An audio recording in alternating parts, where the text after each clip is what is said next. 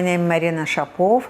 I was born April 26, 1939, or as my mother told me, it was 41. I still don't know the truth. I consider myself 1939.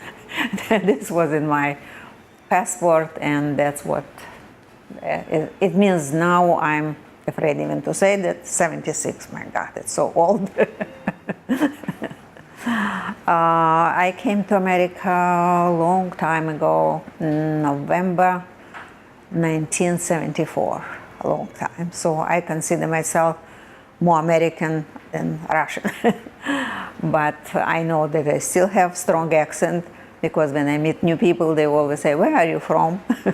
So I guess my accent will die with me. I always will have it. So where do I start? My childhood, I didn't have much of a childhood to speak to, because when the war started in 1941 in Russia, my father was taken to the front, to Red Army. And my mother took me and my brother at that time and went to the village in Ukraine, small village, where my grandmother and my two aunts, one aunt had a daughter, the other didn't have children. So my mother took both of us, and thinking that that will be a safe place, and we went there. The name of the village, it's Russian, Krasnenkaya, which in translation would mean red, Krasnenkaya. Little she knew that that place definitely was not safe, because when Germans came to Ukraine, all Jews from the village, there was not too many of them, all Jews were taken to local concentration camp. The village where the camp was called Akhmichetka. It's on record. That was not something big, like big known concentration camp. It was something very local. The camp itself was in a barn, where was barn before, where animals were kept. So every family was taken a stall. Everything I knew from my mother's, what she was told us, because for sure I was too young to remember. So my mother said that all our family, which was 8 of us, was in a stall where before was for one pig. That's where we lived. And that was practically labor camp. People were doing more field work. I don't know what they were doing in winter. For sure, I have no idea. I would have to ask my mother. I don't remember. But my mother said that all the Jews from the village and some Jews brought from Moldavia, at that time it was Bessarabia it's called, were taken to camp. And to get to that camp, they were walking like a convoy. I don't know. It was winter, because we were taken there February of 1942. It was cold, raining, and the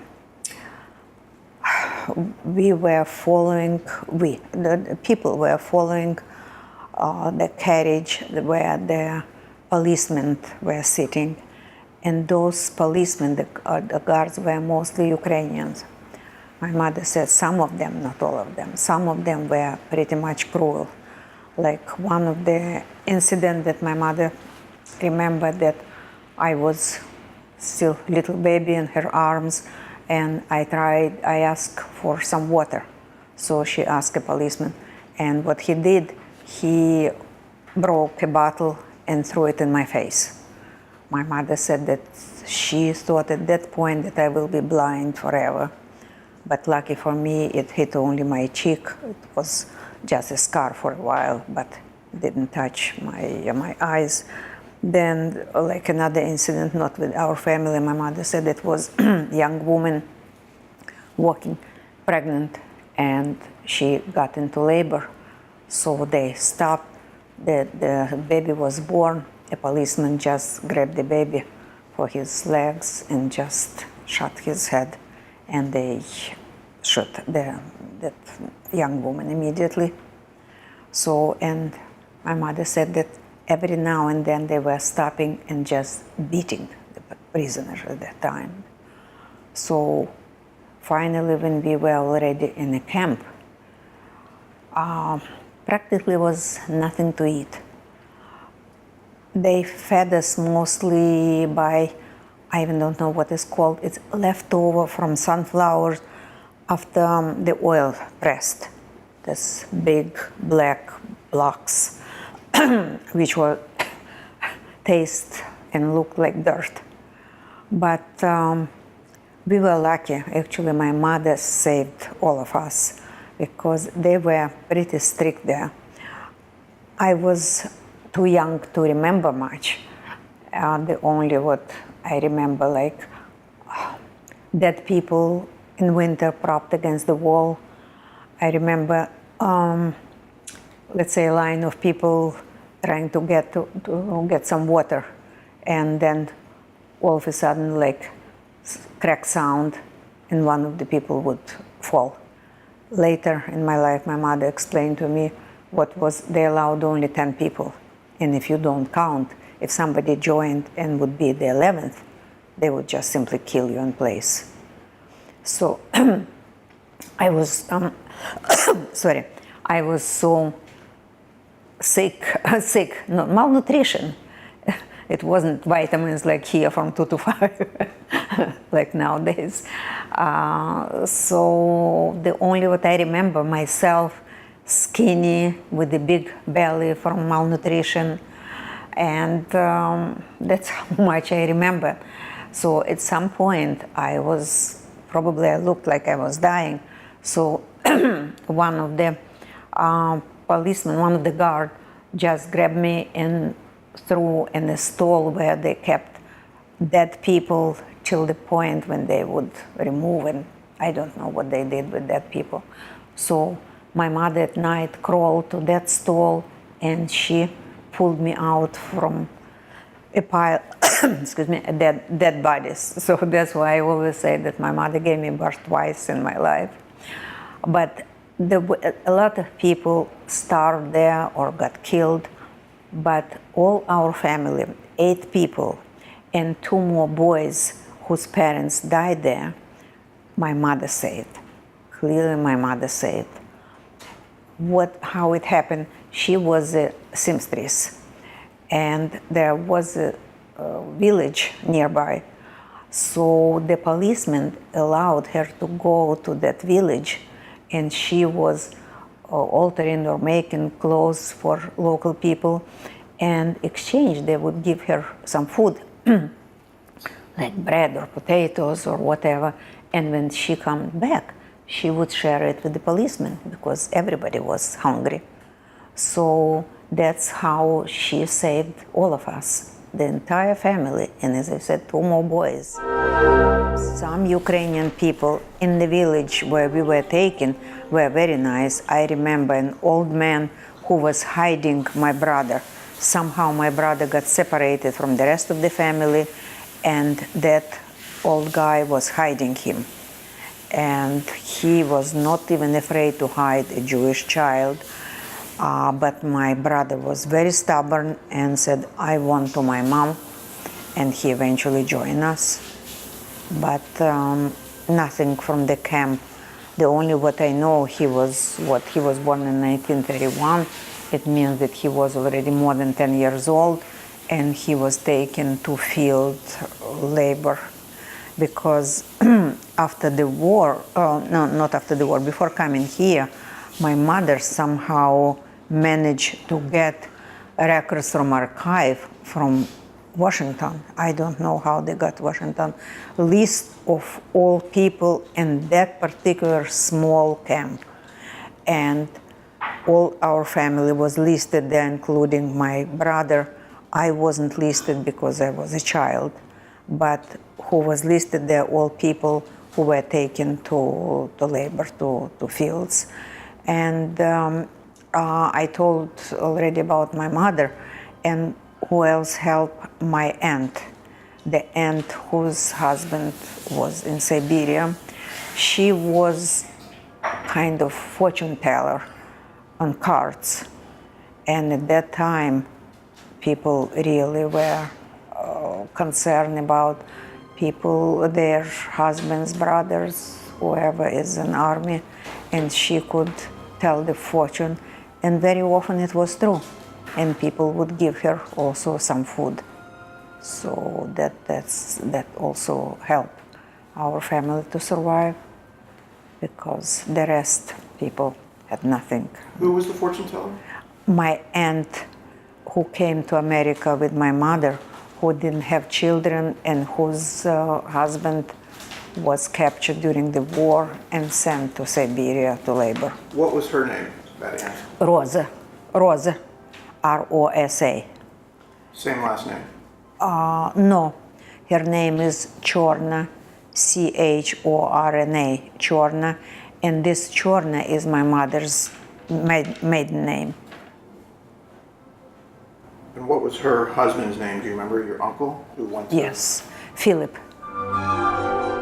Her husband was taken to an army, and he was one of those who was captured during the war, and Stalin never forgave them. So he even didn't have a chance to come back to village to his wife, my aunt. He was taken to Siberia, to labor camp, where he died eventually. So, And why was he punished? because he was captured by Germans. He was captured as prisoner by Germans during the war. But then when the war was over, Stalin punished Yeah, the people who got captured? all people who got captured. Why? Yeah. You should not surrender. You better kill yourself, but you don't surrender. I don't know if you know a famous story about Stalin's son, who was captured by Germans, and they offered Stalin a deal. Exchange his son for a general. And he said, I don't exchange privates for a general. He didn't agree. If you got captured, if you surrendered, you're a criminal.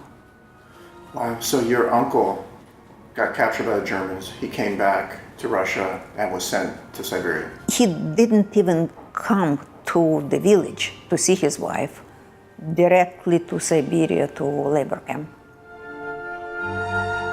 You were living in the village, and you said 8 family members were taken by the Germans. Yes. Including yes. your grandmother? Yeah, my grandmother, my 2 aunts, one of them had a child, and then my mother, and me and my brother. So it's what's 7? My mother used to say 8 people. Why 8? I can count only 7. My grandmother, 2 aunts, my cousin, my mother, and 2 children. I don't know. Am I missing anybody? Because I can count only 7. I'm sorry. My mother always used to say 8 people, and no matter how I count, I come up to 7. And as I said, she saved 2 other boys, but they are not members of our family. She helped them because their parents were killed in concentration camp, and she helped them to survive and then brought.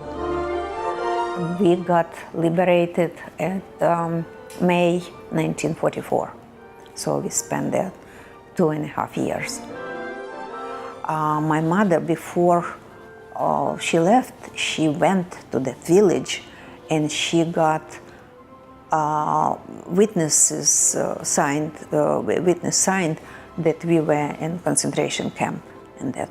So, thanks to her, we got something from Germany one time, and then she and my brother were getting German pension, something about like $300 a month. And I applied, and they wouldn't give it to me because I was very rich. means if you and your husband, if your income is more than 25,000 a year, so then you're rich. And this is silly because even if you are a millionaire, but if you are suffered during the war, because everybody who was in America, that they all were getting, but then my mother convinced me when I was already 70. At that time already it didn't matter. No, I'm wrong, 70, she was not around anymore. When I was 65 and I started getting my Social Security, and my income all of a sudden got small. So since then I applied again. My mother convinced me to apply, I did, and I started getting German pension, and I'm still getting $300 a month. That's amazing. You're being compensated today in 2015 Yes. for being in that concentration camp in 1942. Yes, yes. Wow. Isn't it amazing? And if I was rich, as I said before, before I retire, 25,000 for two people or 16,000 for one person, you are rich. You are not below poverty level.